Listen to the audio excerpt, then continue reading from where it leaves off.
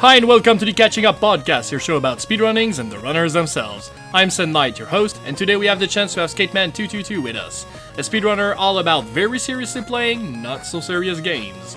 Join me as we discover more about the man behind the speed.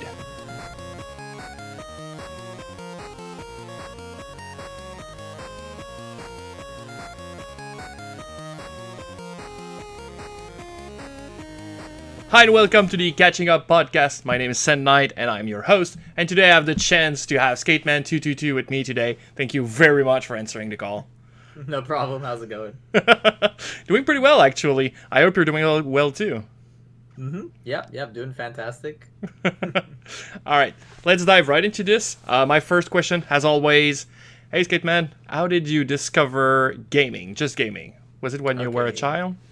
Oh yeah, when I was a wee lad, I was let's see, 4, I want to say. Damn. My very first game ever was Super Mario Bros. On the NES. I actually have the NES that I played on right in front of me. That's cool. It still works. It's awesome.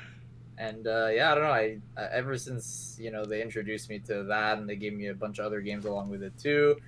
That branched off into other parts of the gaming world, like PC games and other Nintendo consoles, etc. And yeah, I've been definitely a huge fan of like Nintendo games in general because of that. But of course, I branched off into other things too, as we will see later on today. All right, so yeah, in the beginning, you could have had access to maybe Commodore 64 or some maybe other console like that was kind of a PC. You didn't get to that, right? No, unfortunately. My parents did have an Atari 2600, I believe, and that's probably the oldest thing we have. But other than that, my first PC was like a Windows 95, so still not quite old, but as far as Windows goes, pretty old. Yeah, it's kind of pretty old. So first game was Mario. Did you discover other type of game real quick? Like, did you have access to a few games? It was probably through renting, right?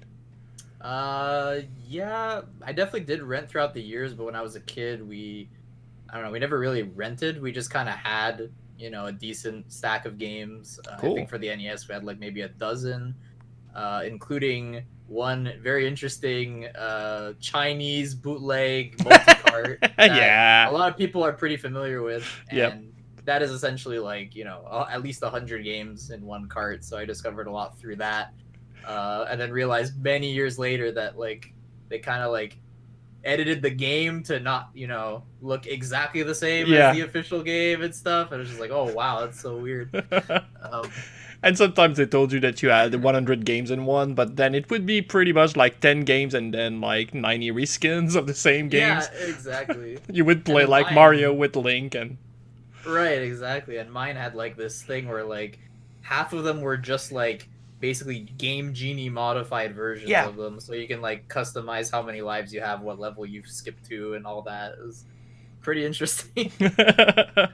Yeah, that was kind of cool. I had a friend who had one of those, and yeah, we ended up like we wouldn't play most of these games for more than like 10 minutes, but yeah, we tried like all of them. That was kind of crazy. Yeah. There were definitely some of them on that I played a lot more than just 10 minutes though. Like... Probably, yeah. We really liked Twin Bees, which was co-op, so it was a lot of fun, but yeah, other than that, I don't think we played that much of those games. So what first game, like maybe it was just Mario, but what first game just you fell in love with? Like you knew gaming was going to be a part of your life from that point? Let's see. I don't want to say it's Mario. Okay. Because I know I discovered other stuff later, and then it really hit. I think probably Pokemon Yellow, which actually I have right here. Damn. The one I had when I was like, I don't know how old. 5 or 6 maybe. Okay. The old bulky green Game Boy. I don't know when they got me back for whatever it was, birthday, Christmas. I was just like, oh my god, this game is so awesome. And I think that was like the moment where I knew that like I think I'm gonna like games a lot. Combined with like the fact that the PC had so many different things you could do with it too. Yeah. So I kind of explored a lot through those things. And also the fact that Pokemon was like, portable, so collaborating with friends who are playing the same game also kind of added that interest factor. So yeah, it was kind of crazy because we played Pokemon a lot too, and I really enjoyed that game. I even got my hands on a ROM from the Japanese version, like probably a year before it became a thing in the West.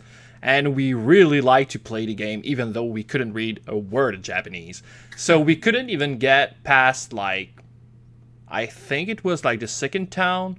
But then we would have chosen Charmander, and we would have been playing with him. And we didn't know it was a Charmander. Like, it was all written in Japanese. So it was like the lizard thingy. And we would play with the lizard thingy, and then it became like a bigger lizard thingy. But you gotta understand that we had to grind him with level 2 PGs, right? So we've grinded it up to Charizard before we just understood that we couldn't get, like, later on in the game, because we didn't understood a word was what was written. But then we did get a Charizard by grinding level 2 PGs. Like, it was maybe a week worth of time spent into that game, but it was a lot of fun just seeing the Pokemon evolve. Like, we got to the craze a little bit before the craze, so that was really cool. Yeah, that's neat. And when we played it, actually, we didn't even have, like, trading cables, like the cables you had. So even though we couldn't really affect the other player's game, like, we were still playing with each of our Game Boys, like maybe in a circle or around a table or outside. And we would just play near to a friend's, even though we wouldn't just play, like, really together. It was still a lot of fun. Mm-hmm. Yeah. All right. So Pokemon, and then I guess SNES. Okay, so SNES is a very interesting story because I never grew up with an SNES. I just kind of went from NES to, I want to say the next thing was like, I think N64 briefly. Because I don't have that N64 anymore, but I had it briefly with Pokemon Stadium because it was like the 3D Pokemon. I was like, oh my god, this is so cool. And that was like the only game I had on the N64, despite all those other awesome games on it, like Super Mario 64, Banjo-Kazooie, etc., etc. And I don't know what happened, but I guess at one point we just kind of returned it and then swapped it with a PlayStation 1 instead. Oh my, okay.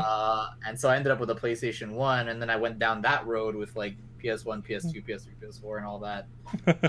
And my PS1 was kind of special because, actually, I think I have it right here. You're like a curator. You're a curator, yeah. Yeah. So it's not the first model of PlayStation. Okay. It's the PS, like, I guess it's called PS1, like spelled out. Okay, it's yeah. like the really tiny one, like this. Okay, yeah. Yeah, and it had a TV screen attached to it, like this. Damn. So you can like basically plug the AV into this TV, and you can not really play portably because you still have to plug it into a wall. Yeah. Use the PS1, but. But is this an attachment or is this built in? No, I've never seen this model. Attachment. Yeah, it's an attachment. Yeah. Yeah, like the bottom part's the actual PlayStation. Yeah, I've seen these model. Yeah.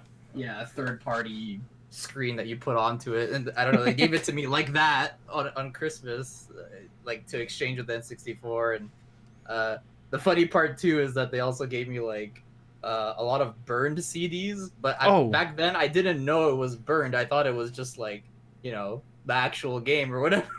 Yeah. So that's another story of like discovering years later, like, oh my god, they modded my PS1 and they gave burned games. Like, oh, that's funny. It is actually. You wouldn't know the difference because it was the first CD-based console. Yeah. So, if you want to talk about the SNES, we might. Yeah. That I got. Let's see. I'm trying to think when I got that. Probably around 10 years ago from now. Okay. So, recent-ish. Yeah, recent-ish. Yeah.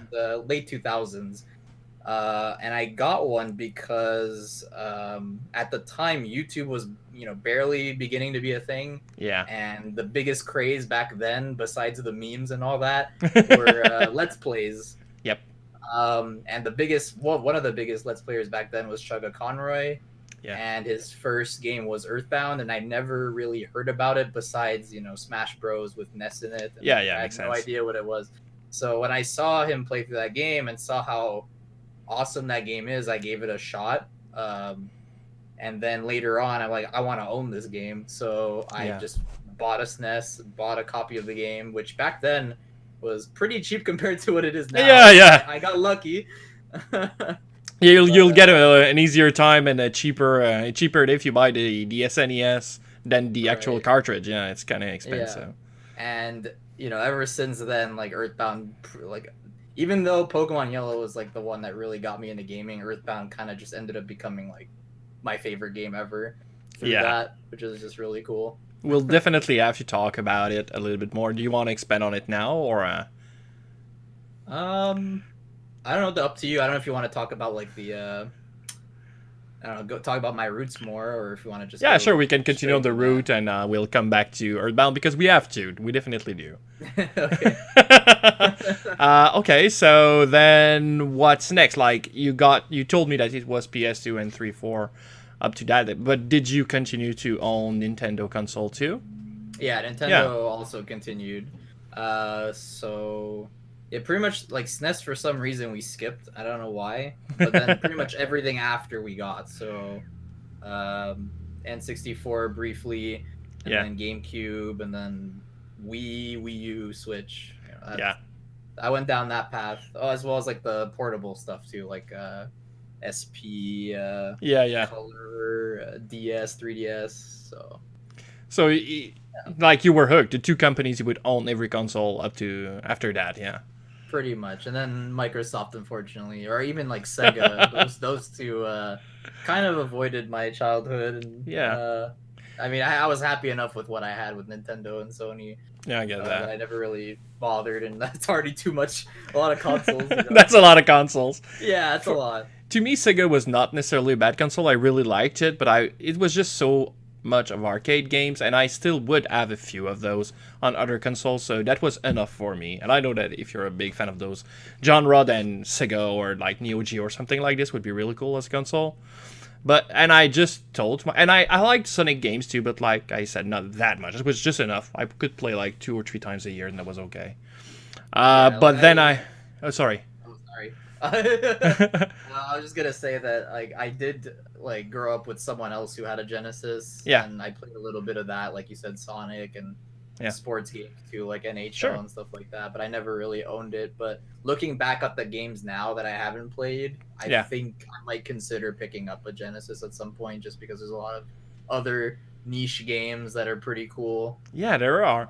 But the one that made me change my mind about Sega console was the Shining Force series, like most importantly the 2 first one. When I saw a friend of mine play Shining Force 2 for the first time, I was like, wow, I missed out, man. I really, really liked the game. And then I had to own a Genesis, and the first time I got a job, I was definitely piling up money for that console, And it was worth it, even though that's mostly the only game that I own. That was enough for me. It was worth it. Yeah. Which console or which company would you prefer then today? Ooh, that's a tough one, right? I think Nintendo wins out for me. Yeah. Like I still like a lot of the stuff Sony puts out, but I think just most of the things that impacted me and most of the games I started with, most of the games I speedrun, I think are Nintendo. So I think I'd be lying if I didn't say Nintendo. Makes sense. Okay, let's get into that then. You spoke about speedrunning, and this is what this podcast is all about. So, what was your introduction, the first time you heard about speedrunning? Okay, let's see. I gotta go way back. Let's see. So, I would say probably like around the time I discovered Earthbound, I would say. Pretty beginning close of YouTube. To there. So, like, before 2010, somewhere around there. Like, I think... 2008-ish, I'm gonna guess. Yeah. And let's see. Well, I can't remember what was like the first speedrun I ever saw, but I do know that I saw something on. I think it was Mario 1. Now that I think about it. Okay, makes sense. I know Andrew G at the time. I think he had like almost a sub 5 or something, which back then was nuts. Yeah. So there was that, and then I discovered SDA through that Speed Demos Archive. Yeah. Which was like the place to upload speedruns and discuss strategies and all that on their forum. And so I kind of discovered SDA, and then from there I discovered like another community called the Speed Gamers, or abbreviated TSG. Okay, yeah. And they weren't so much like really speedrunning hardcore. They were just kind of like playing through a lot of a series in these kind of marathons. Oh, okay, yeah. And that's what actually inspired Games Done Quick to become a thing. Yeah. And you know, like then from there, Games Done Quick just kind of took off. And I think like around that point where they kind of like influenced GDQ is like where I started to get interested in doing it myself. So yeah, pretty long time ago. I know a lot of the friends I know of now, like they weren't like even close to speedrunning. Yeah, no, exactly. Like, a lot of them started recently, which is pretty cool. Because from what you've told me, you told me that you started to speedrun like at least a little bit like in 2011s, and from all the episode I've done before, this is at least 3 years prior to the closest one near to you. Right. So that's pretty early in the story of speedrunning as a community thing, yeah. Yeah. Yeah, it was very different back then compared to what it is now. I guess. It's pretty crazy how much the scene has evolved. It's awesome. Yeah, it really quickly, and it still does evolve really quickly. It's still a niche thing, but it does affect people in the mainstream a little bit, and I think it's going to grow way bigger than it is now. Yeah. Yeah. But at that point, there's only, like, if you are on SDA, there's only two things. You can chat on the forums, and then you could upload runs and then talk about those runs or verify a few of those. But there is no, like, I don't think anybody uses YouTube that much, maybe to just show a trick, but not much more than that. There is no Justin.tv at that point. There's nothing like, there's not even Ustream. There's Ustream. Yeah. Ustream did eventually kick off, and that was like our streaming platform for a while. Yeah. And I think eventually they did get like an IRC to kind of talk in real time. But yeah, other than that, that's pretty much it for a little bit. Yeah. That might have been a lot of fun still, but it, like, the tools weren't in your favor at that point. But it's cool that it's evolved, like we've said. I discovered speedrunning like really early on, but I didn't know what it was. I just watched, and I've talked about that earlier in the show, the runs from Super Mario 3 that was like super crazy, but it was not disclosed that it was a task, and then I understood. I just went off in my mind, and I would often show that to a friend, like, look at how crazy it is, but I wouldn't, like, consider that speedrunning as a concept or try to speedrun anything else. And I came back to it, like, probably 2013, I'd say. So, yeah, it was already, like, it was just in TV days, so it was already a thing, yeah. I watch a lot of SRL, speedrun lives, and then just watch the runners out there, and it was a lot of fun. Yeah, that was a really interesting part of speedrunning for sure. Yeah. Like that was like around the time where I started to take it a bit more seriously and kind of really try hard and stuff like that, and like met a lot of people through speedruns live and just in TV at the time, and I think Twitch was barely starting. Yeah, it was. Yeah. So you decide you want to start speedrunning because you saw people, you've chatted with people. So what's the first game that gets you to do it?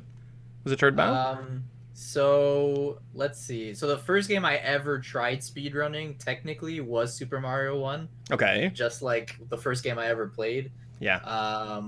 Though I didn't really like take it as seriously, and I kind of did it like offline, didn't really record because I didn't have the equipment back then. Yeah, it makes sense. I had my CRT, I had my NES, and that's it. And I had like a timer that I would, I don't know, use like a watch or whatever I had to time it. Yep. And like that's it. And I think my best time back then was not bad, but not great either. Like it was maybe like 5 minutes and a half or something. So it was like still pretty good. Seconds off back then, which was pretty decent for like the baby strats I was using. But yeah, you know, I never really took it super seriously. I just kind of played it for like, who knows, a week or maybe less than a month or something. But yeah, the first game I ever really like took seriously was Earthbound. Yeah, you know, because after playing it casually, watching people play it, and you know, loving it so much, I figured like, okay, let's do this, because the only like speedruns really of Earthbound at the time, so there were 3, I guess technically. There's 2 main ones, but there's 3. So the first one was a segmented run on Okay. Speed Demo's Archive, which basically is, for people who don't know what segmented runs, because they don't really exist much these days. Yeah. Is where they kind of like take a game that has like a save feature and they just kind of do portions of the run until it's like really, really good or close to perfect or whatever. Yeah. And save, chop the video, and then they keep on resetting the next segment over and over and over again. And you get this kind of like theory run in a way. Yeah, exactly. But that was like one of the most common ways of doing runs on Speed Demo's Archive back then. So there was one for Earthbound, and the time was around like, I don't know, 4 hours, 13 minutes or something like that. Damn. Which was pretty crazy at the time, I guess, because they discovered a lot of things that like not a lot of people knew about. But at that point, is there like the I know in the beginning there's you can use a skip sandwich to just pass through a mountain and just go around. Is it a thing at that point?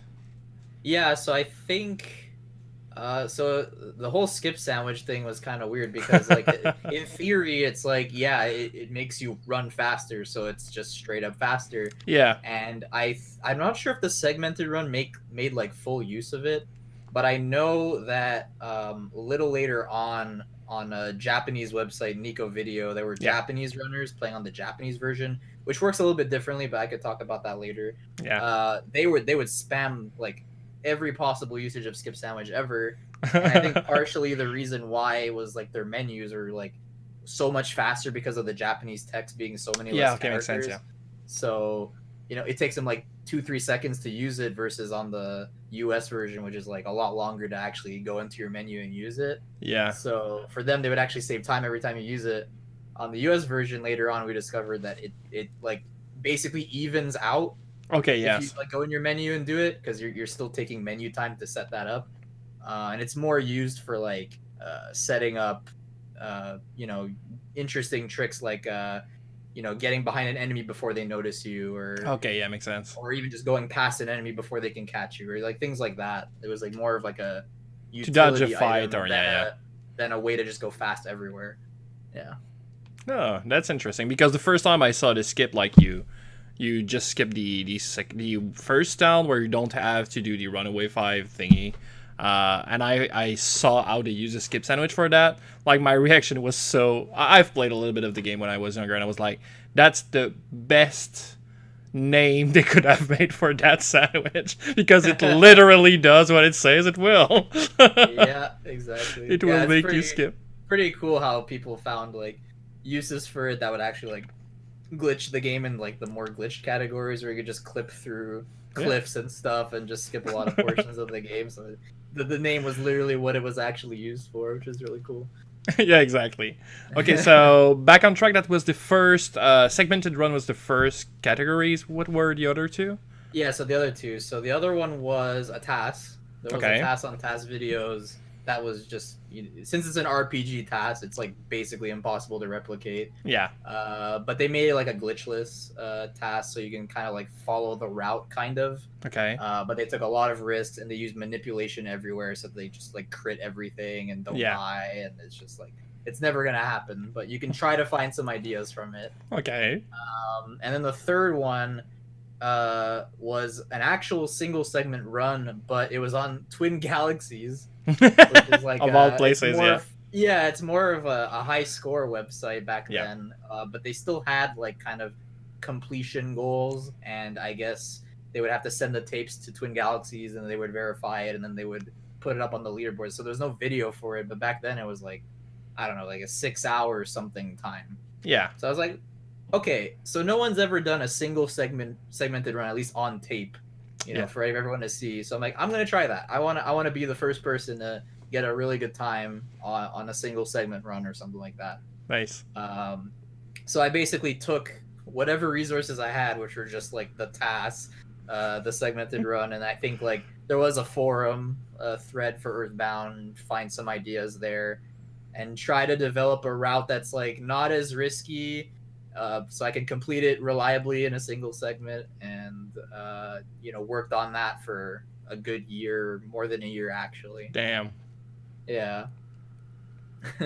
And what was your first time? Do you remember? Ooh, let's see. First time, I think my first ever run was probably like close to like that Twin Galaxy one. It was in the 6 hour mark somewhere. Yeah, still pretty But good. yeah, but eventually I did drop it down to like the 5 hour times, and I kept on dropping it down over and over and over again. And I was Nice. pretty much the only one running it back then, which is like in the 2011 to almost 2013. I was pretty much the only runner for a very long time for single segment anyway. Yeah, okay.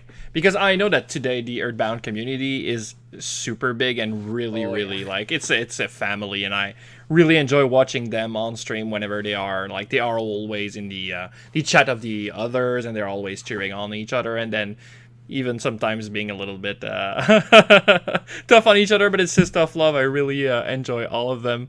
At that Yeah. point, was it still a big community at that point? Like you say, you're the only one doing single segment, but then is there a lot of people doing the multi-segmented one?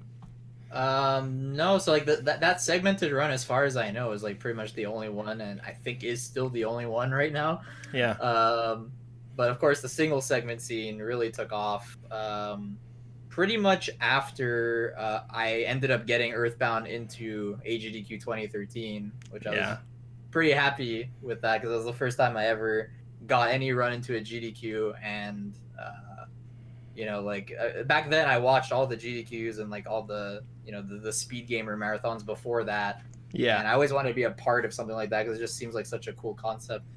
And so finally, like, instead of being the one watching and donating and stuff, I'm actually there and actually doing a run. It was like a dream come true back then. So Wow. so it was really cool to see that my hard work finally paid off for at least Earthbound. um, and so from there I brought the time down to the first ever sub 5 hour single segment, which was a pretty big deal back then. It's kind of a joke now if we talk about it more, but back then it was a pretty big deal. And from there, we actually got a few new runners. There was a Japanese runner called Oxwas. You might have heard of him. He's done Really? a lot of speed runs. Like, he's mostly known for like Sumar RPG, Kirby Superstar, like Earthbound eventually, and a lot of these kinds of bigger titles. Oh, Okay. Diddy Kong Racing as well. He was really good at that. So he was a really phenomenal Japanese runner, and he was one of the rare cases where he would actually kind of reach out to like the English side of the community, whereas most Japanese runners are just kind of doing their own thing on Nico Video, and Yeah. they can't really communicate because of the language barrier. But he was like one of the only ones that actually were able to communicate with us, which was really cool. So Yeah. it was nice that we had a kind of small community growing from there. And yeah, then eventually, after GDQ, it kept on growing, but I disappeared for a little while, so I missed out on all the growth. So it was a pleasant surprise when I came back, and it's like, wait, what? That many people are running this game now, and the time is sub 4 hours now? What? What did I miss? What happened, man? Yeah. But it probably has had a lot to do with you doing that run because, like you said before, it was kind of small, and then people probably have brought people in, and that's how you grow community. And now today, the Earthbound community is known everywhere. I mean, this is such a, and I don't want to say that the speed isn't the goal there, because definitely speedrun communities do want to drop the time, and it is really important, but it's one of the few communities where the love for the game, just the love of the story and the characters and everything is so big, and it shows, and I really enjoy that. I really like passionate people, and yeah, that's really cool of a community. Yeah. But then you say you disappeared. Where did you disappear to? Yeah, so after that, so actually, I guess, funny story. So around that time, actually, I think briefly before that, GDQ, there was a card game that released called Kaijudo, which some people might have heard of it, some people not. It was made by the same company as Magic, so Wizards of the Coast. They also made the game. And they also made another card game, which is basically very similar, called Duel Masters, a lot more years before that. Yeah.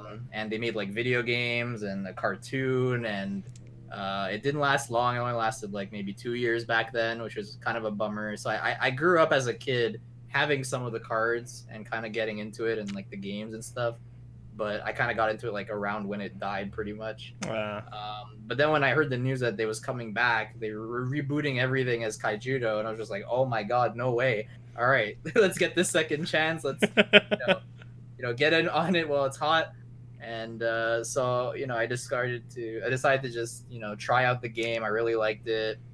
I started making a lot of content for it on YouTube and other websites, like blog posts or whatever, just to discuss the game and share the news and stuff like that. And it eventually like really got out of control, and I wouldn't say it got really popular, but it did get really popular with the people who really loved Duel Masters back then. And so from there, like Wizards of the Coast actually, like, I don't know, recognized my channel, because I guess I was like one of the few people really talking about the game, like to a lot of other people online. Yeah. And so I don't know, they sent me a lot of really cool things. I actually have like behind my shelf here, like kind of like a, I don't know what you want to call it, like a like little shrine, like a Kaijudo the Kaijudo shrine, yeah. Yeah, like there's a whole bunch of like Kaijudo collectibles and like autograph things from the staff and like all these crazy memories. That's so cool. And, what was funny is that they basically invited a few of us to their headquarters, but the only time they were available for us was on the same week as AGDQ 2013. Oh. So what happened was they released the schedule for GDQ. I was the first run of the marathon with Ape Escape, and then later in the middle of the week, I had Wednesday Earthbound somewhere like in the middle of the day or something like that. So I had essentially like Saturday to, let's say, end of Tuesday available, plus everything after my Earthbound run. So I said, okay, well, if you can pull this off, we can fly you in this like Monday to Tuesday range or whatever. And if you're crazy enough, we can make this work. And I'm like, okay, you know what? Fine, let's just do it. I don't care. I'm crazy enough. What's even crazier at that point too is like this is the first time I ever went on a trip like solo ever. Like, on a plane. So doing 2 trips in 1 trip is kind of pretty crazy for a first experience. Yeah. But I pulled it off. I mean, I went to DC, did my Ape run, and then immediately, like that night, flew to Washington, the other Washington. So there's Washington, D.C. to Washington State, which is where Wizards of the Coast is. So all across the country, had fun with them, got to meet them, blah, blah, blah. And then come back to the other Washington in time for my Earthbound run. So, that after they recognized me and got to see their headquarters, and it's just like, okay, I think I'm committed at this point. I'm gonna stick with this game and see how it goes. Who knows what can happen? Some crazy opportunities. I can work for them. I could do all these kinds of things, and some of those things happen. Like I ended up commentating one of their tournaments later down the road. Really cool. Got to go to their headquarters a bit. I wrote articles for their official website, a lot of things like that. Eventually I was going to end up being like a community manager or something like that. So I was actually working for them, but that didn't work out because at that point they were deciding on canceling the game again, which was very sad. And the game I loved yet again died. So I was just like, you know what? Okay, I'm done with card games. I can't get heartbroken this much, man.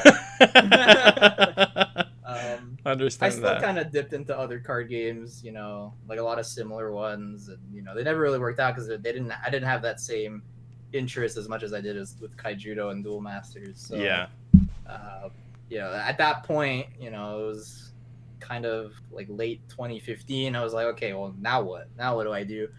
And then I remember, like, oh yeah, speedrunning's pretty cool. Let's see what speedrunning's all about right now.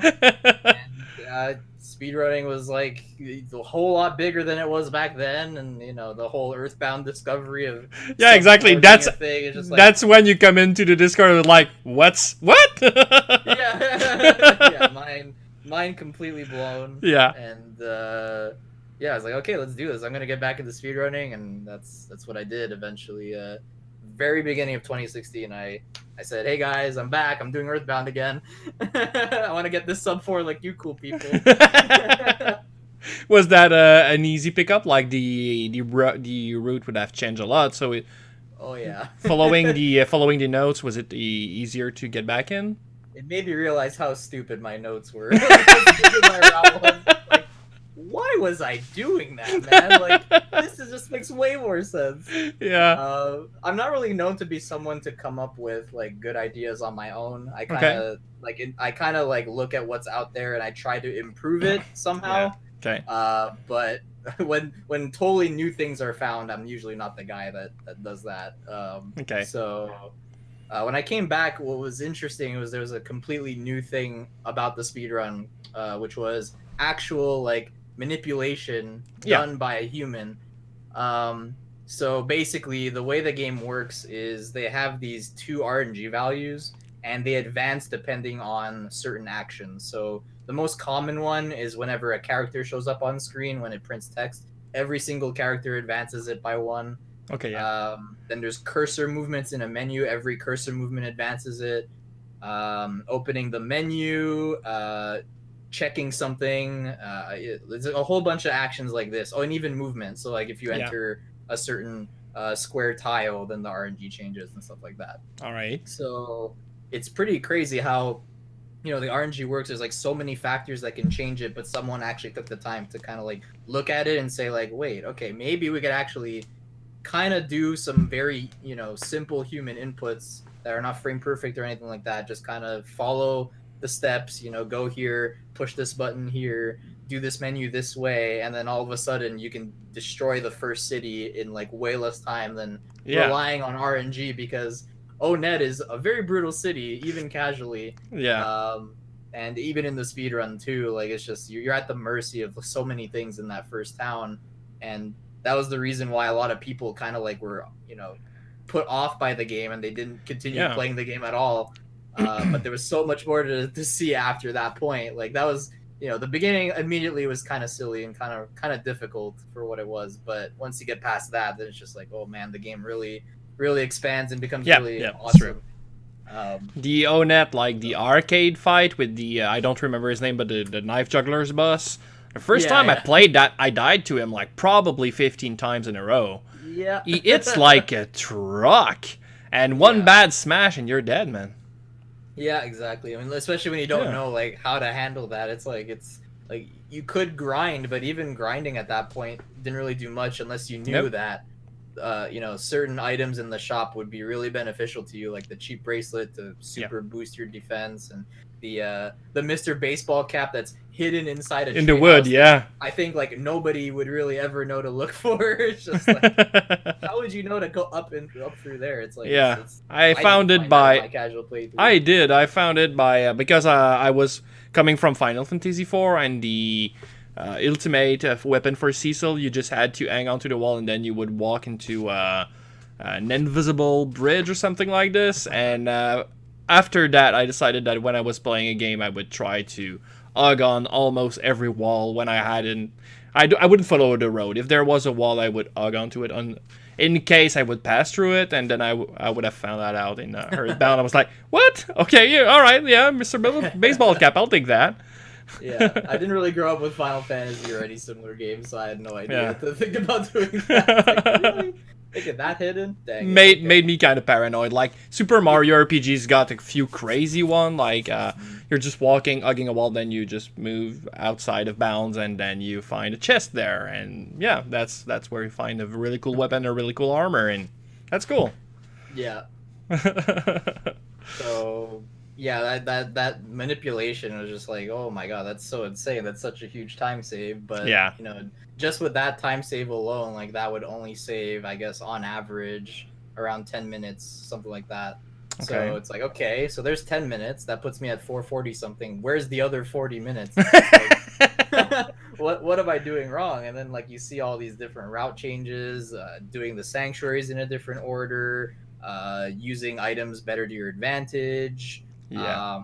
Also like better handling like the fights, like where like I didn't even like know about this, but like there are a lot of ways you can like guarantee a runaway from a fight, and I didn't know about that. I would just like fight everything because I realized that like running away is like really hard to do because of the way the formula works. Okay. And it's like based on your speed compared to their speed, and then every turn you fail, your success rate increases by 10%, but usually your percent to start with is like really low. It's like in the 20% or less okay range. yeah So In some cases, it's actually negative. It's like negative 20-something% chance. You actually have to wait till turn 4 to actually have a chance to run. Have a shot, yeah, okay. Yeah. So, like, there are ways to, like, inflict status. So you would put them to sleep, and then your runaway chance is 100% all of a sudden. It's just like, nice. Oh my god, that's so cool. I didn't know about that. So, discovering all those things, talking with the faster people of the community that I never met before, because they all just kind of came out of nowhere after I left. A lot of them were pretty happy to see me back, because they recognized me as being like the first one that had sub 5 and the GDQ run, all that. And it's like, oh my god, he's back! What the heck? This is so cool. Let's help him out. Let's see if we can. Let's bring him back to you. Yeah. But that has to be a lot of fun. A few of them probably came in because of you, and then they have the chance to bring you back. That has to be a powerful feeling. Like, yeah, that was really cool. Like, being as welcomed as I did to come back and do runs was just very memorable for sure. So I was just that probably like locked my decision. Like, okay, these people are cool. Speedrunning's cool. Let's stick with it. And I'm still doing it. And it's like, yes. Good decision. And there's not a big chance that at some point get discontinued, so I think you're all right there on that side of things. Yeah, exactly. We've talked a lot about Earthbounds, but then I know you have played and speedrun a crazy amount of games. Am I can I say that? Yeah, I'd say, I mean, at least compared to most people that I know, they think I'm crazy, because it's like, you've ran that many games? Like, I only ran, like, 2, 5, 10. You run, like, over 50? Like, what? How do you have the time to do all that? You're crazy. And it's just, I don't know how to explain it. I guess it's just, I've been speedrunning for a while. Yeah, it makes sense. And I also am not much of a grinder. I see myself more as, like, I speedrun for, like, reasonable personal goals that I can achieve in a decent amount of time. That's not going to mean me practicing for hours every day, which like practicing every day the same game over and over, like, sure, you're going to be really good at it. People are going to know who you are, but I like changing things up, because I lose interest in things pretty quickly. I want to shake things up, keep things interesting, and keep me on my feet. I understand that the game I run is called Azure Dreams, and this is a randomly generated game, like close to mystery dungeon games, and that's how I keep myself on my feet, because the game, there's never a run that's the same. You cannot just learn a route. That's impossible. You have to get knowledge about the enemies and how to interact with them and what items is good, and then you just have to always apply reactionary to everything. And to me, that's a lot of fun, and I know it's not for a lot of people. Like, a game you cannot grind, like, you can grind the controls, but it's a tough game, but I really enjoyed it. Yeah. Can you name us a few of the games you ran? Like, maybe the one you liked most, or the one you've put more time into? Yeah, sure. So, I guess the first thing I would talk about is the other game I ran at AGDQ 2013, which was Ape Escape. So that one was really weird how I got into it, because I never grew up with that game. Oh, okay. Just like Earthbound, I didn't really grow up with it either. Yeah. So at that point, Speedruns Live was a thing, and I met a lot of people through that and some of my other friends. And most of my SRL friends at the time were into Super Mario 64. It was like probably the most, maybe besides Ocarina of Time, probably the most heavily raced game on Speedruns Live. Like, a lot of people were speedrunning that game. I was too. I did it very casually though, but I did, join in just, for fun. Yeah, makes sense. So a lot of them were into 3D platformers, and one of them pointed out, like, oh, there's this really cool 3D platform on the PS1 called Ape Escape. We should totally check it out. I'm like, okay, I've never heard about it. Let's see what it is. It's like the first game to ever use joystick controls, where it's like mandatory. It's like, okay, this is pretty cool. You catch monkeys. The game looks super silly. Like, okay, let's try it. Sure, why not? So he played it like a little casually for a bit. And I'm like, oh my god, this game's actually really cool. Like it controls very well. There's a lot of interesting things you could do. And so he decided to look at the speedruns out there for it. And at the time, I don't think there were very many, kind of like Earthbound. Yeah. But there were still a couple. I think there were maybe no more than 5 runners at the time. Okay, yeah. And the record holder, SSBM stuff, is a really prevalent PlayStation 3D platformer guy. Okay. And we watched a lot of the things that he did in the run, and it's just like, whoa, this is so cool. He's doing all these crazy advanced strats, and then we saw the slingshot, and we're just like, oh my god, are you serious? This is possible? So the slingshot effectively acts as an infinite jump button. Okay. So essentially, you would just jump, use your slingshot, jump again, use your slingshot, and it wouldn't think that you're on, like, it thinks you're on the ground when you jump and use the slingshot. So you could just jump infinitely as if you're on the ground, and that like completely unlocks the movement. You go all over the place. Yeah. And it skips a lot of the game. We might get deeper on that trick in particular later on, right? Yeah. Yes. Yeah, that'll be a lot of fun. Yes, can't wait. Yeah, so they have categories for like not using it, and I think the difference between like any % with it and any % without it is like in the 10-minute range or something. Oh, damn, like that, that's maybe. So it skips a lot of the game. Yeah. So what we ended up doing is, while we learned the game, we learned it in like segments, and the game had these little portions with Jake, who was your friend, but he got brainwashed by the evil guy, and he puts you in these like kind of like race, like obstacle course things. Yeah. So what we would do is we would learn it up until the next obstacle course, and that would be a segment, and then we would do an SRL race of beat Jake 1, beat Jake 2, and yeah, it was pretty fun that we were like kind of learning at the same time, racing at the same time, and eventually we all learned the full game, raced that a few times, and that was just one of the highlight moments for me, like on SRL, like learning a game with all these other cool people and discovering it out of nowhere since I never played it before. Yeah. And yeah, just speedrunning that a whole bunch.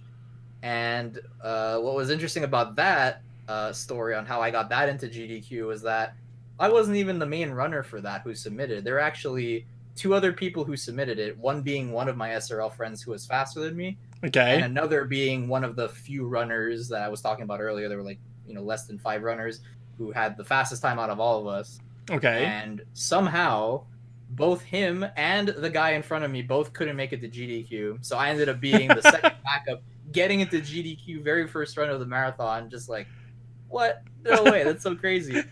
And the funniest part about that is that I didn't know I got in until someone went in my chat when I was streaming on Twitch. That like I was playing, I think I was speedrunning Earthbound at the time. Okay. And the guy who couldn't make it, the first guy, goes to my chat and says, "Hey, why aren't you practicing Ape Escape?" I'm like, "What do you mean? Why am I practicing Ape Escape? Don't you know you're in the marathon?" Like, I am.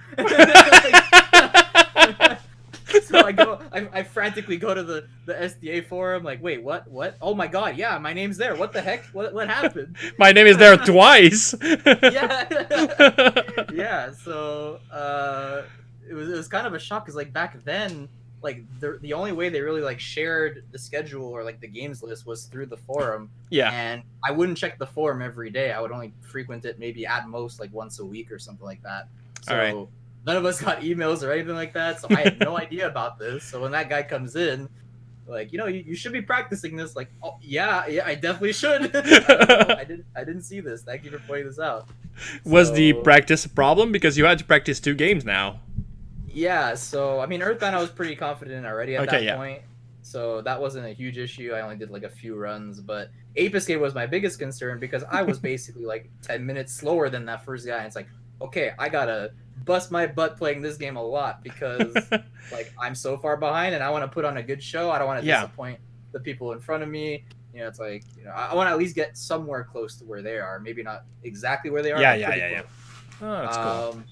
So I grinded that game like nonstop for like a month or something like that. I pretty much dropped my time down by like almost 10 minutes. So wow. I passed my friend, and I got pretty close to the guy who was supposed to be running it in the first place. That's cool. And at the time, I didn't have the best PS2. I actually had like just the original fat PS2. Yeah. And that actually matters a lot for PS2 speedrunning, or I guess PlayStation speedrunning in general. Like having the right PlayStation model to reduce load times and like lag and stuff was a huge deal. And I had no idea about that. And Ape Escape was like one of the biggest deals for that, because it turns out I was losing like over 2 minutes playing on that PS2 without just two even loading knowing. times. Wow. Yeah. Yeah. So I asked like at the event, like if they had like another kind of PS2 or whatever, because mine was not going to work, and they had a slim PS2. I'm like, okay, I'll try it. And it was my first time ever doing a run on it, and I PB'd by like over a minute. I'm just like, oh my god, wow! I need to buy one of these things. Yeah. And then when I did my run, yeah, the marathon ended up starting a little bit late. We were like maybe 10 minutes late because of internet issues or something, tech issues. Sure. And I did the run, and I straight up PB'd again live in front of everybody. I was like, I just PB'd by like over a minute again. Like, I PB'd in the practice room on this PS2, and then I PB'd by another over a minute live for everyone. And it was really cool. And they were like, thank you so much for putting us back on track. We're not behind anymore. Yeah, because you saved a few minutes. Yeah, that's cool. Yeah, and the crazy part is that run ended up being my PB for the longest time because I didn't come back. Seriously? Yeah, so I had a marathon PB for over 5 years. And what happened is, like, I always tried to come back to Ape Escape later on throughout the years because I really wanted to beat that. It's just like my friend that eventually beat me back, and you know, like the times got a lot lower, new strats and stuff. And I couldn't get into it. You know, the Kaijiro thing was still happening at the same time, so I was more focused on that. I tried again when I came back to speedrunning. I still wasn't into it because I was really focused on getting that sub 4 in Earthbound. And then this year was like finally the year, like, okay, let's stop with the shenanigans. Let's just go straight to the chase and finally get this like sub 50 time, or at least just beat my time that I had. Yeah. So I decided to make it a goal. Like, okay, this is gonna be my goal. This is gonna be my main goal for this year, and I'm gonna try really hard at it. And I spent like, I don't know, maybe 4 months off and on, you know, just hammering attempts over and over and over again. And since I didn't have live split back then, I didn't even know how many attempts I did back in the past. Like I had like 50 at most or something. Yeah. But it took me, I want to say, like over.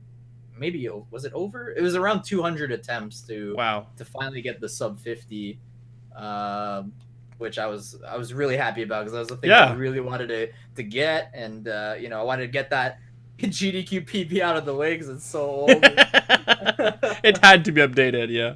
Yeah, so that was a really worthwhile project to finally work on and achieve the goal. That's really cool. I guess to talk about other games, since I talk about Ape Escape a lot there. That's cool. I guess the next main thing would be the Shantae series. Yep. So I've heard about that. Yeah, so it's an indie game series. It first started off on the Game Boy Color. Yep. Which was really interesting because it was a very, very late Game Boy Color release. And it was so late that the GBA was out at the time already. Yeah. So nobody really played the game back then, and the game even had support for like if you played it in a Game Boy Advance, you would unlock other features and stuff. Yeah, which is kind of funny. And it had like this crazy like built-in like custom sound chip, and the composer did some like ridiculous things with the music on a Game Boy game.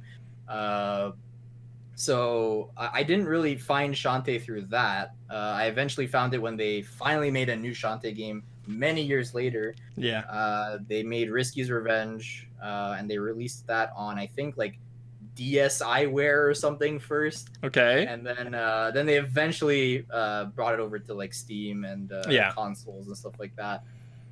So I think that was the first game I played was Risky's Revenge. I got it in some Humble Bundle or whatever. Let's try this out. This looks neat.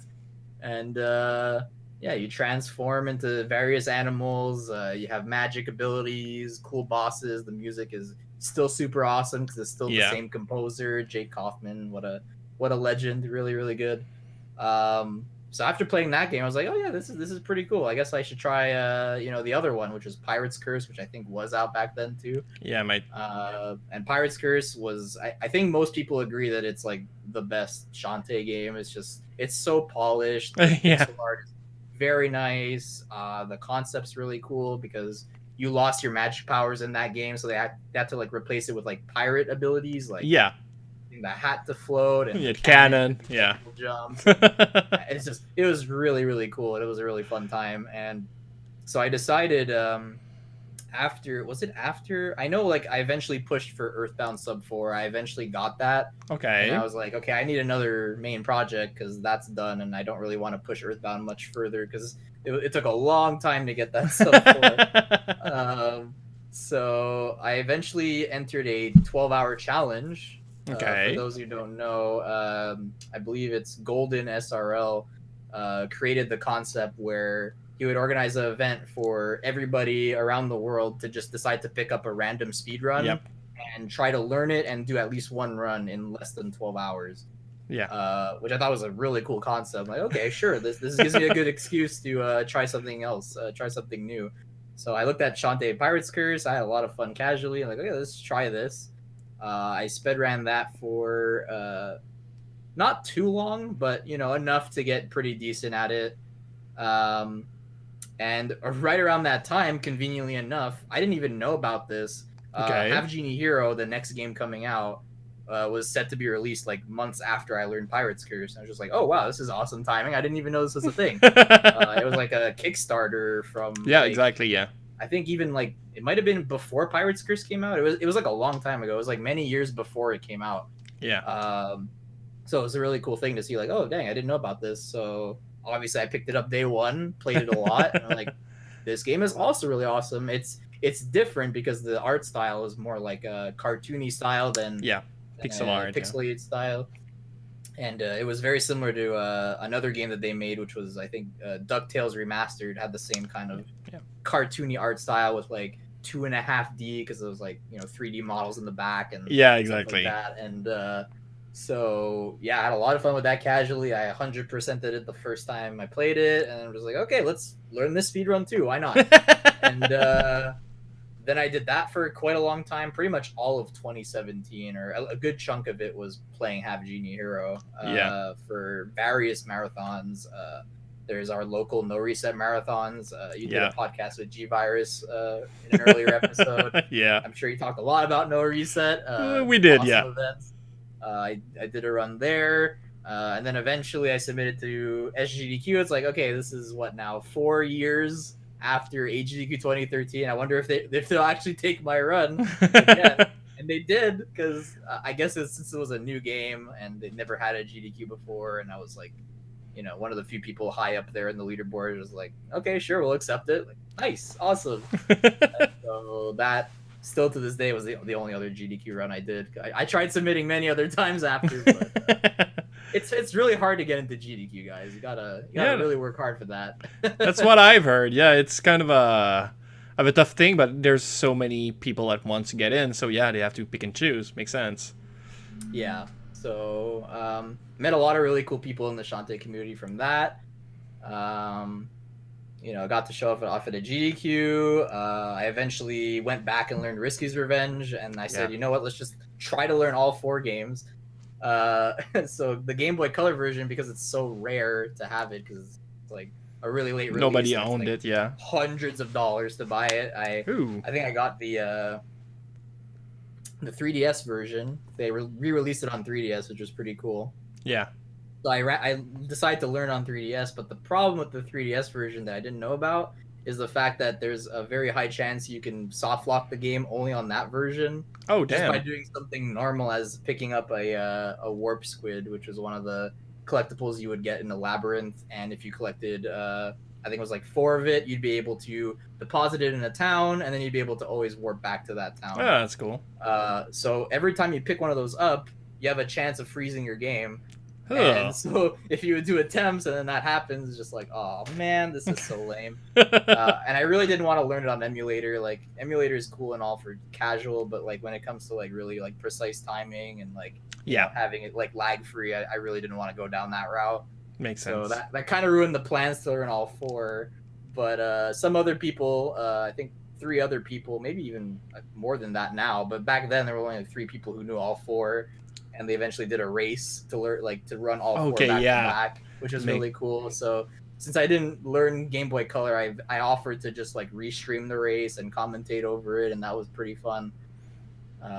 So yeah, lots of good memories from the Shantae community as well. Got to meet a lot of them from, through various events and stuff too, and yeah. So I guess like those 3 games are probably what I'm most known for, like Earthbound, Ape Escape, and Shantae. Yeah. And then from there, I did a whole bunch of different things. Can we go into down the rabbit hole then? There's plenty of other games, all right. But then we've talked during the pre-interview about I've written silly games. Can we talk about silly games? Oh yeah, I gotta love the silly games. I'm all about the memes. Yeah, exactly, and that's how I was presented, like how you were presented to me, because you're the shout out episode from JT Norimaki, and yeah, he told me that you wear the mask of a memer. So let's talk about that a little bit. Very, very good words from Nori there. He's from the Shantae community. Yeah, exactly. So I'm sure he talked a lot about Shantae. Yes. But yeah, so I don't know what it is. It's just like I guess like the whole reason I kind of went down this silly rabbit hole is just the fact that like so my username is Skateman222. Yeah. I'm not gonna talk about the origins of it. It's a really stupid name, but lots. But now I need to know. It's too late, my friend. I'm sorry, but we're going there. All right. Fine. So as a kid growing up, as I said, I had the PlayStation consoles, and one of the first games I played on the PlayStation were the Tony Hawk's Pro Skater series. Yes. And I don't know, back then I just was in a really skater mood, I guess. And I love the Tony Hawk games. I couldn't really skate very well in real life. I tried my best, but I didn't want to hurt myself. And, yeah.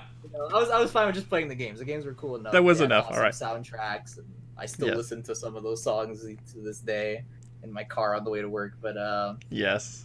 So I needed an email at that time because there were like a lot of online stuff to sign up for that a lot of people were doing. Like I don't know, there was I'm trying to think of things like Neopets, RuneScape, all these yes, random online things that require an email. I didn't have an email, so it was just like, okay, well, I don't even know what to put as a name.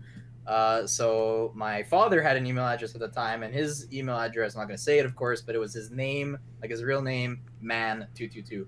Yeah.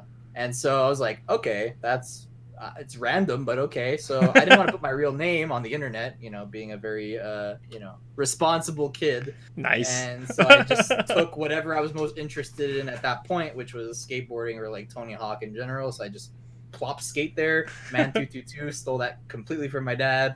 And that's stuck with me the whole way, and I'm stuck with it now, even though like I have nothing to do with like skateboarding at all right now. Yeah. So your father is the original skate man.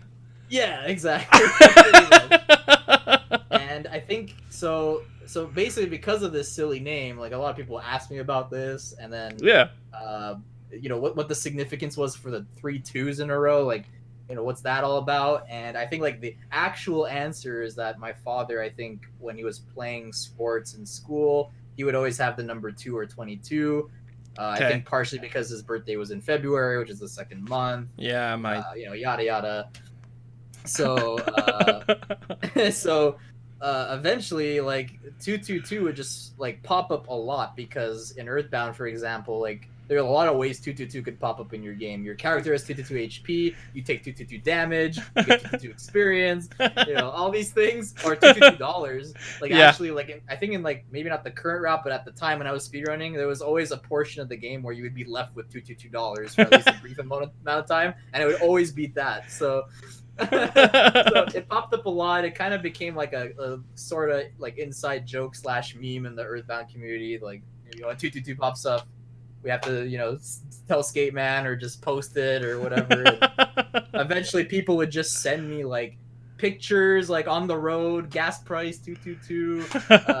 Yeah, highway 222. Yeah. Yeah, way 222, gas mileage or whatever 222, like just 222s everywhere. It just kind of became a random phenomenon out of nowhere, and I embraced the meme, and then from there I embraced all kinds of memes, and it's the memer I am now because of that, I guess. Nice.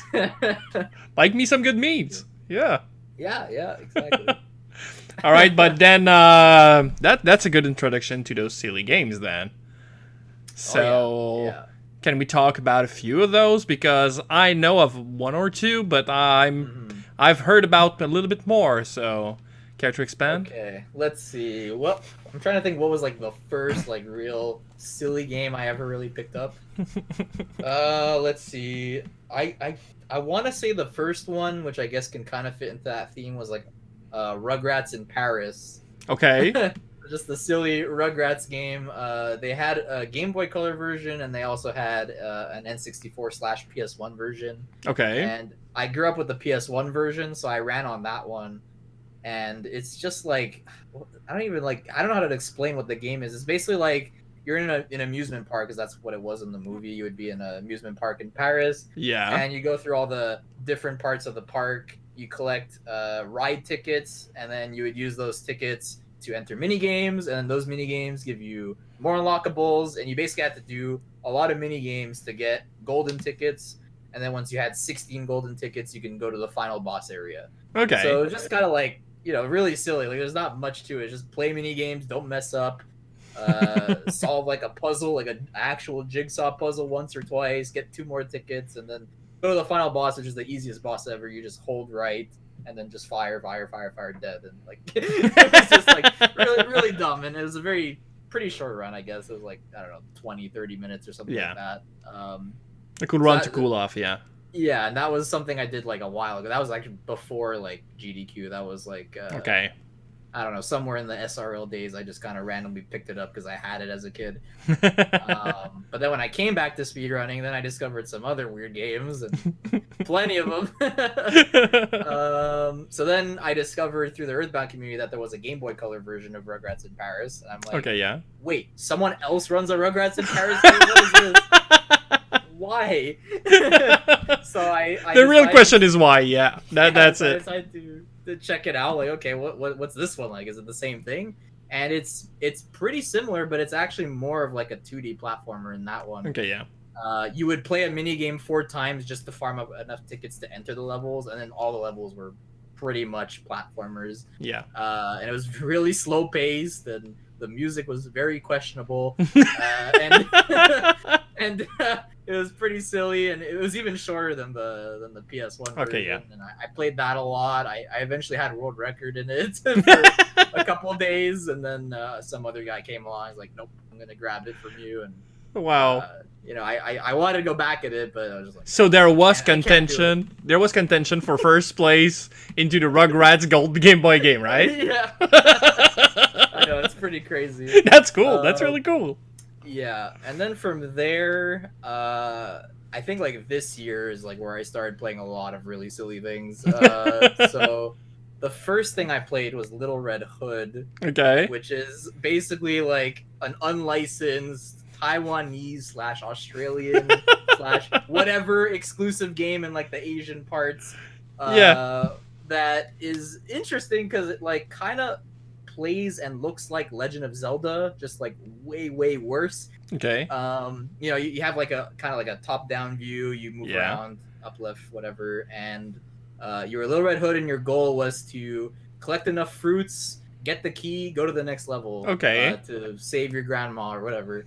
And so, but for some reason, in that version of Little Red Hood, in their wacky version of it, they had goblins running around that looked like Spock from Star Trek. What? So they have a bunch of these goblins running around, and it's very similar to Legend of Zelda, like dodging what were they, like the knights, like the Dark Nuts or whatever. Legend of Zelda. It's a side scroller. It was a side scroller game. No, it's top down. You said no, so more Zelda like the 1. first Zelda one. Yeah. Yeah, Okay, exactly. Yeah. So like I don't know, just like imagine a bunch of enemies moving randomly, and like that's basically what you're doing. But Yeah. you don't have any way to attack them. You're just Little Red Hood. You're just an innocent little girl trying to get fruit. So your goal in every level was to collect exactly 12 fruit, and then these random staircases would spawn, and you would enter it, and then in there would be another room, and then other enemies can spawn like snakes and Sonic the Hedgehog. And it's a hedgehog, but it looks like Sonic because he moves really fast. All right. And you would hope for a key to spawn, and then you would pick up the key, go to the next level. But then later on in the later levels, you would have a lot of like different requirements. Like you'd have to buy a specific item, or else the game would just never let you progress. Or instead of getting a key in the staircase, there would be these like quote unquote bosses. Okay. You have like the big bad wolf and a monkey and whatever, and like they were just these big sprite, like 10 times bigger than you. And if you run into them, you just die instantly. Okay. But the strat would be to just like run into a regular enemy, have these super long period of iframe, invincibility frame, yeah, through them, get the key, move on. And being an unlicensed game, it was very unpolished, and it had only one song in the entire game. Oh no, the weirdest song ever. It's very annoying. I don't recommend listening to it unless you're really that crazy. But there was something about that game. I don't know, like it's obviously bad, but like the feeling of just like avoiding all those goblins, like I don't know, just like juking them barely and like outsmarting them, and while getting fruit optimally and stuff like that, was just like somewhat interesting somehow. Like, yeah, it can. Yeah. Some really bad games are really fun speed games. I get that though. Right. Yeah, like it really felt like playing Zelda without a sword, like basically. It was just kind of like, whoa, this is actually kind of challenging. Yeah. And so, eventually I got that into a no reset as well, and it was probably one of the best marathon runs I've ever done in my life, because getting the reactions from people behind me who have never seen the game before are just like, what the heck is going on? And then they eventually sang the song along with me. It's a very great watch. It's on the internet, right? Oh yeah, it's on the internet. I've got to watch that now. It's on YouTube man. or Twitch. You just search Little Red Hood, Skateman222. It's so good. I'm gonna watch that. Yes. Eventually, I glitched my game in a way, and I didn't even notice. Where you can essentially enter the staircase to the next world at the same time as getting hit. Okay. And so what just happened is I had 1 health left. I entered the staircase, got hit, still made it to the next level. I'm like, oh, okay, I'm good. We're good. Yeah. But when you enter the next level, you have 0 HP. Okay. So the game is really confused at that point, because if you take another point of damage at 0 HP, the game is like really lost, and it starts glitching out, and your game is gonna soft lock for sure. Yeah. Okay. Makes sense. All right. So I didn't notice that, and I had 0 for the longest time, and I managed to find a random candy drop which heals you by 1. Okay. And I fixed the game, and everything was okay. Okay. So luckily the game didn't crash, and we were good. So a lot of really funny moments in that run, and it was fun getting the record in that briefly. And then the other person who introduced the game to me, we traded it back and forth. I think they still have it now by only 2 seconds. Yeah, it's pretty funny, and like I think they discovered it in a AVGN video, because AVGN, Angry Video Game Nerd, talked about it. He always talks about the terrible games. Yeah, exactly. So that was the first meme game this year, and that was really funny. But the bigger one that I discovered shortly after. So another, I guess, kind of inside joke meme thing in the Earthbound community was Animorph's Game Boy Color. So after Kizaron's run at one of the GDQs, yes, I've seen that. How crazy that game was. Some of the Earthbound community picked it up, including myself. Yeah. I'm not gonna go get it, but the game is there. I have it. Best $2 I ever spent. It's just this really silly bootleg Pokemon game. Like, okay, whatever, sure. But from there were 2 other Animorphs games to be discovered. So I decided to take a look at Shattered Reality. Animorphs Shattered Reality on the PlayStation 1. Awesome game. That I will show though. I did get that game. Do I want to look at it though? I'm not sure I want to. Okay, I'm gonna. Oh. lighting's not the best, but yeah, the wonderful cast of people, and the manual has a lot of funny things in it too. Like probably has, yeah, have to. Lore, the enemy names, and like for some reason the character you use, her parents are divorced, and they thought that was important to talk about. It's her motive to save the day. Yeah, sure. Yes, sure, yeah. So now they get back together for X or Y reason, right? Right, yeah, who knows? The power of love and friendship. Yeah, the power of love and friendship. Makes sense then. Okay, I get it now. So keys are on himself, as well as Caveman, who's a very well-known PlayStation Nation speedrunner. Yeah. He speedruns almost anything on PlayStation 1. They both started speedrunning the game a little bit before the GDQ that Keys are on showed it off at. For the Game Boy version, it just looked like it looked so funny because it was basically very similar to Crash Bandicoot. It was essentially a Crash Bandicoot clone, and I grew up playing one of the Crash Bandicoots as a kid on that TV PlayStation. Yeah. Like, okay, I mean, I played Animorphs, I played Crash Bandicoot. Let's just do this. I don't care. Let's just go for it. And so Kizaron did his run at the AGDQ, and it was super funny. I watched it live in the crowd. And I was like, okay, I'm gonna speedrun this now. Let's do it. And so I played it for a couple of weeks. Found a lot of strats. Found out that jumping is faster, barely. So you just jump everywhere a bunch at the same time.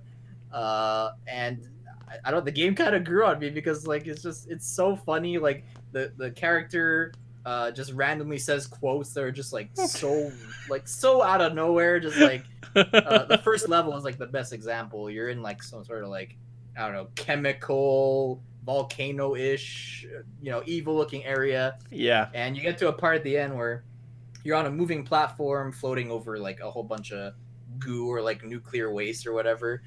And she just randomly says every single time you land on that platform, "Oh man, should have worn my lead bikini." What? Lead bikini? Yeah, sure. It'll protect you. Help. Yeah. And that's just like probably the biggest meme quote of them all. But wow. She goes on to say a bunch of random stuff too. Yeah, but the lead bikini, I get that is kind of a weird thing, but that's fun. Yeah, and then another funny thing about the game too is that in between those Crash Bandicoot platforming sections, you have these like auto scroller sections where you kind of like you transform into some animal and then you just progress through this auto scroller thing. Yeah, so whatever happens. Underwater, you're a dolphin, which just so happens to also be a thing in the Game Boy Color. You control a dolphin at some point, and you start off, and then the music just randomly goes into this like really happy ska tropical music out of nowhere. Just like, what? I don't think this belongs here, but this is awesome. Like, but it shouldn't, but it's all right. Yeah. Right. Like it makes the auto scroller a bit more tolerable. Nice. All right. What's the next auto scroller? The next auto scroller, you're in the swamp, and you're a dragonfly, and out of nowhere, you have this like 90s techno sounding song with lyrics. And it's just like, this is so cool. This is the banger of the game, as we call it. It's just like the best song of the game, and it seems like the game creators also thought so too, because then they put that song in the credits too. It comes back.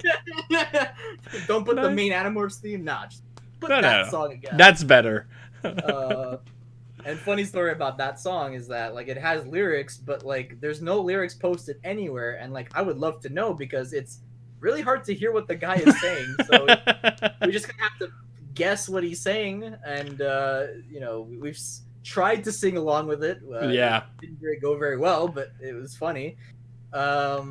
So yeah, that kind of stuck with me. And then the other scores, we didn't talk about the other one. The other one's kind of boring. You're just a bat and typical cave music, whatever. Okay.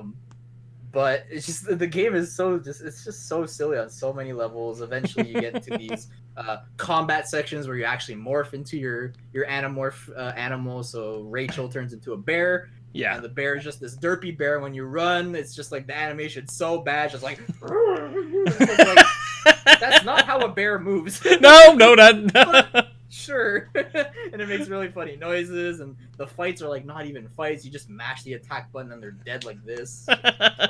Okay, whatever. So then you just I don't know, I just love playing that game. And then you get to the final boss. Even the final boss is a joke. You just walk up to him, tap your attack in rhythm, like bam, bam, bam. You stun lock him, and it's over. And so, like, okay, whatever. I took the game, speed ran it a bunch, and then I eventually got the world record in that too. Good, and, nice. That stood for quite a long time. It stood for like a good 4 months. Wow. And then what happened is, so I put it down because I was like, okay, nobody's gonna play this again. No one's gonna compete with me. I'm happy with that time. Sure, whatever. I've won. Fast forward about, let's see, like 3 months from there. Okay. So Kizaron he discovered that he had cancer. Or he had a developing form of cancer. It was kind of, they got caught in the early phases, luckily. So he had to go through a lot of therapy and stuff. And a lot of people pooled together money, and we set up an event for him called Kizathon. That's cool. And a bunch of people volunteered to run a game.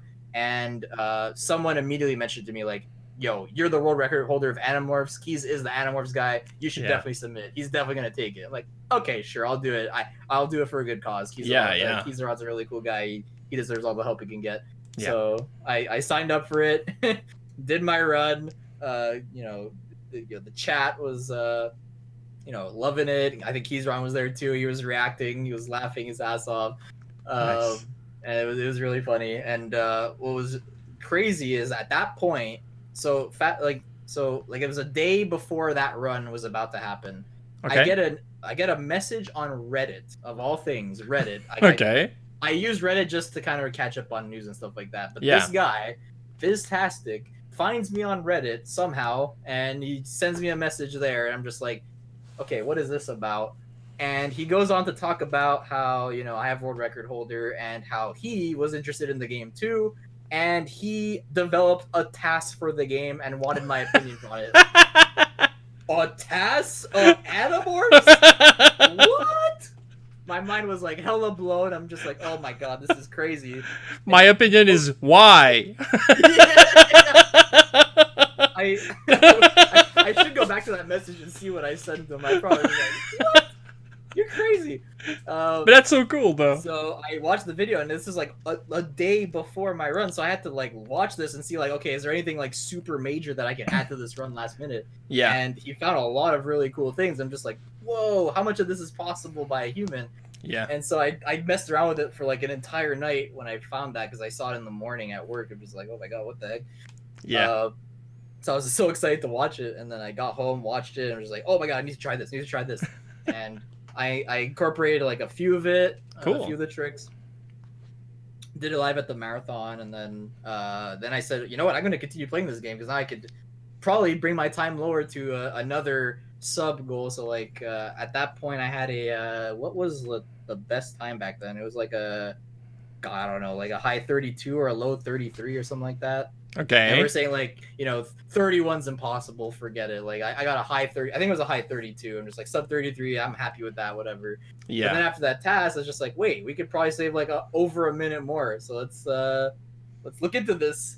And so Fizz himself actually decided to learn the game himself as well, not just by task, but also running the game. So I actually had someone to compete with. I was like, oh my god, this is so cool. Playing this silly meme game with someone else. Nice. So we did that. He did so many runs. He put so much time into that game, way more than I did, that's for sure. Like I poured maybe the first 3 weeks, and then maybe like another month or so after the new skips are found, and like that was me playing Animorphs. He basically worked on that task for I don't know, months probably after the GDQ run.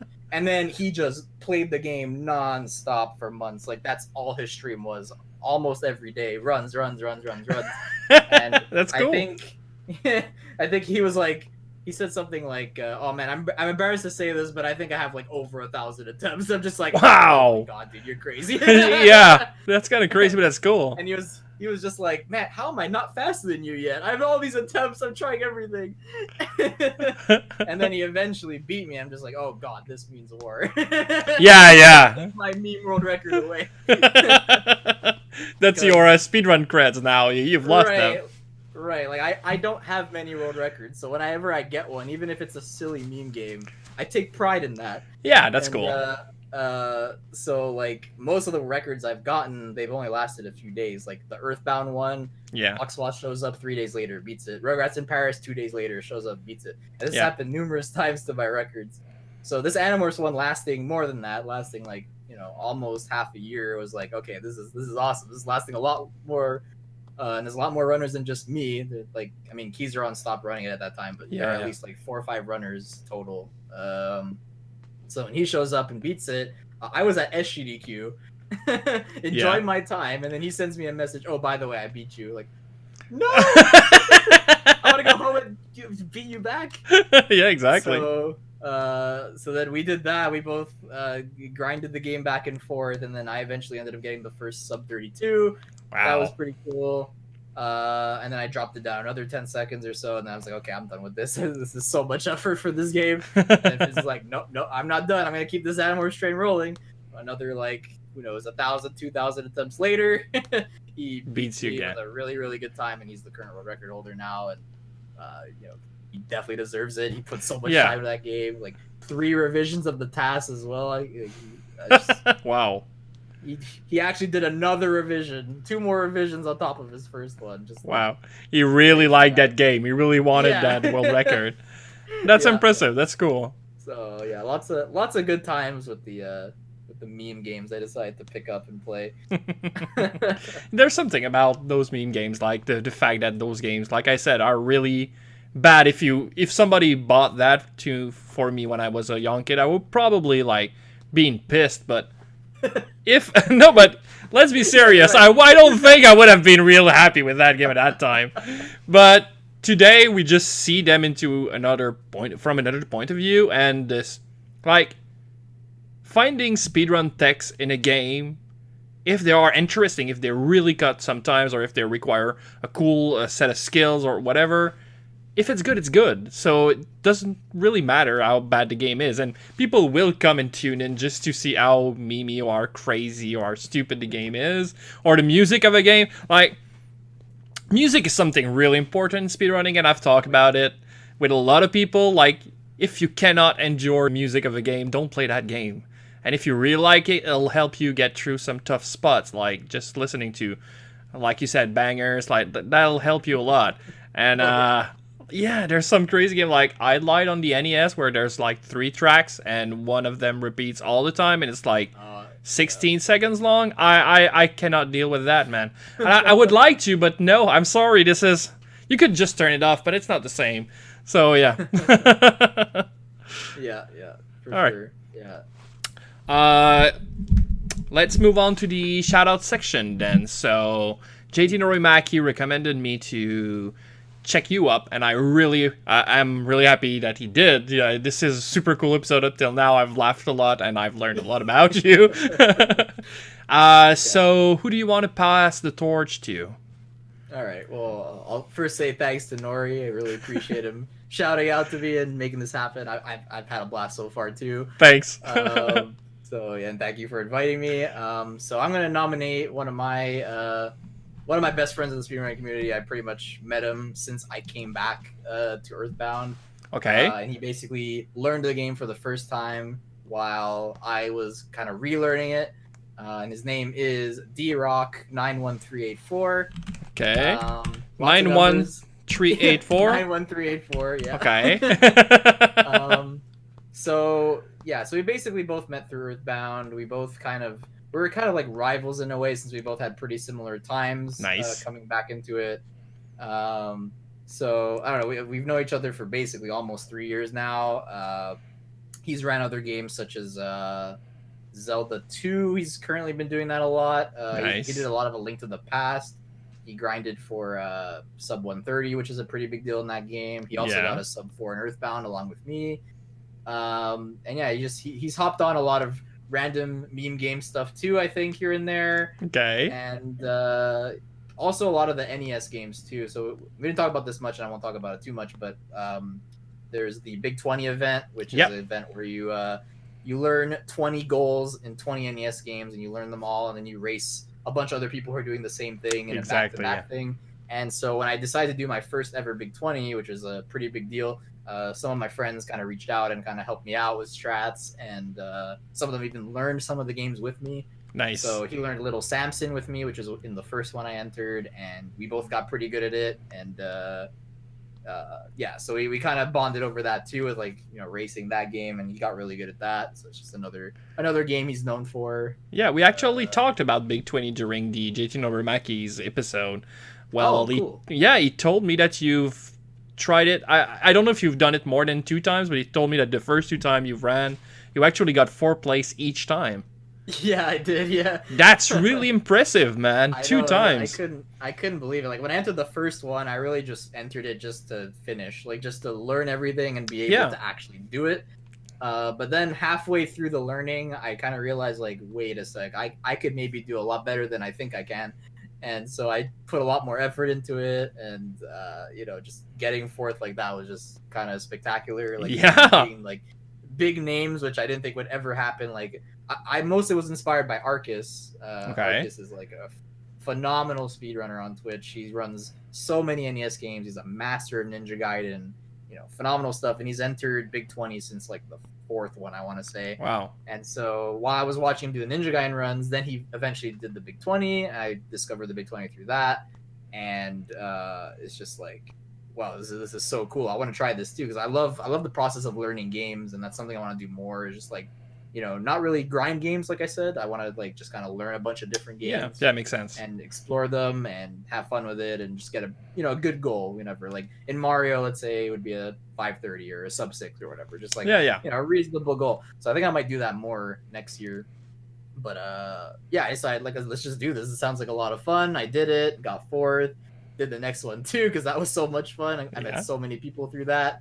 Got 4th again when I really shouldn't have, because the competition was even steeper that time. Okay, yeah. So yeah, really, really crazy stuff. And yeah, that's another big memory. We didn't talk about it much on the podcast, but we just talked about it now. And we'll have to make a second episode then. It's no biggie. Oh no. No, you gotta save room for the other awesome speedrunners. That's true, though. Yeah. So yeah, I think you'll have a fun time with D-Rock. You'll have a lot of interesting stories probably as well. So. Can't wait to reach out. Accept, of course. But, yeah, sure. I'll throw an invitation his way and see what's what. But I can't wait to see if he's gonna be interested. Yeah. All right. I think that'll settle for the. Or actually, no. There was one last thing. I wanted to know a little bit more about what you had in mind for the future. Like, you've talked a little bit about it, but is there some kind of a plan? Like, so this episode will probably be aired in the first branch of January, I'd say. So is there plans to what's coming in those times, or maybe just further ahead? Yeah, so yeah, I guess I could talk about it a lot here, because it's gonna be shown in January, and I'll probably announce what I'm gonna do before that. But, okay. Like I said earlier, I really, like, through the Big 20s, I discovered how much I really love, like, just the process of learning games, and, you know, also the 12-hour challenge was like another example of that. You know, I have an NES EverDrive. I have all these NES games I can play. And so I'm deciding to just simply, you know, put a big list of NES games that I'm interested in. Not every NES game. That's just insane. Like, TMR and Toad, like, they're nuts for doing that. But, you know, incredible speedrunners. Yes. And I'm just going to take a handful of them, since, you know, I have a full-time job and stuff, and I have other interests and things like that. So I'll have a nice list and set reasonable goals for all these different games. Things like Castlevania, Metroid, Contra. Like, a lot of these games I haven't even played before, so it'll be kind of like discovering how the game works and stuff. Nice. Games from previous Big 20s. Like, there's a lot of Famicom exclusive games that I never knew about until Big 20. A lot of really good ones from, like, Sunsoft, like Gimmick and Hebereke. There's like Yume Penguin. That's a pretty funny game. There's a lot of really cool games on the NES. So I want to explore that more, and not just through Big 20. So this will give me a nice little project to kind of, you know, learn as much about NES games as possible, and not even just NES games, like even just games that, you know, catch my interest that released that year or something like that. It'll give me an excuse to just say, like, okay, let's take a break from NES. Let's check out what this game's about. Like, I'll probably not do that with like Kingdom Hearts. Like that's a pretty crazy game, but like just an example. Like Kingdom Hearts comes out, the game's awesome. I'm gonna play that for a bit. And, yeah, or maybe like Let's Go Pikachu goes out, and then you're doing 12-hour streams. I've been doing a lot this Messenger and Let's Go Pikachu. Yeah, Messenger. Yeah, that's a cool game too. Yeah, so yeah, it'll be interesting. I'm curious to see like how many games I learn, and I like my list is already huge as it is, but with this, I'm hoping my list is gonna like double now and be even more crazy. That's interesting though. I can't wait to see you practice those games and see how you can drop your time in each one of them. Yeah, well, thanks. I'm excited for that. That's super cool. All right, yeah. I think that'll wrap things up for the first part of the episode. But then we're gonna see each other's on the other end. What are we gonna do exactly? We've touched it, but can you just expand a little bit on what to expect? So we're gonna go ahead and learn Ape Escape infinite jumping, which is really cool because some people had a lot of issues with it, but I think with the right practice, the right technique, I think anybody really can do it. Even yourself. Yeah, I am anybody, so I. Example. Yeah, you're a perfect example, and I have full confidence in you. Yes. And, if you don't pull it off, it's fine. It's not the easiest thing in the world, but like I said, I have full confidence in you, and I think it's just a really cool trick because of like what you can do with infinite jumping, going all over the place. So we're gonna like just talk about the basics of how to actually do it, and then we're gonna try to put it in practice somewhere where it actually skips like a part section. Of the level. So, cool. Yeah, that'll be really cool. All right, well, let's see each other's on the other side, and thank you very much, viewers, for watching the first part, and see you again on the other part. Thank you, Skateman. See you later. See you later.